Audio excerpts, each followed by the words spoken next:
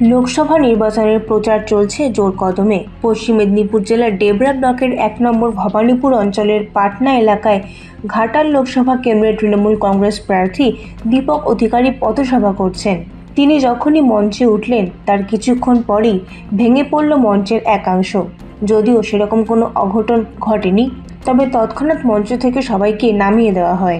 পথসভায় গিয়ে দেব বক্তব্য রেখেছেন যে ট্যাবাগোড়া এলাকায় ব্রিজ হবে, আমি ভোটে হারি বা জিতি, ঘাটাল লোকসভা কেন্দ্রে মুখ্যমন্ত্রী যখন আসবেন উনি জানবেন ট্যাবাগোড়া ব্রিজের কাজ শুরু হয়েছে।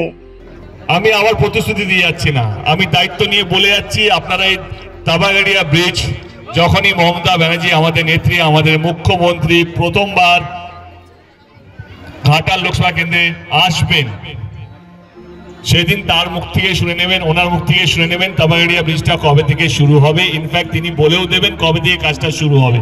যেই ল্যান্ড অ্যাকুইজিশনের কাজটা বাকি আছে, আমার মনে হয় সেইটা আমি লোকাল নেতৃত্বকে বলবো কি সেইটা যেন তাড়াতাড়ি দ্রুত শেষ হয় এবং কনস্ট্রাকশনের কাজটা যেন শুরু হয়, মানুষ যেন দেখতে পারে যে কাজটা শুরু হয়েছে।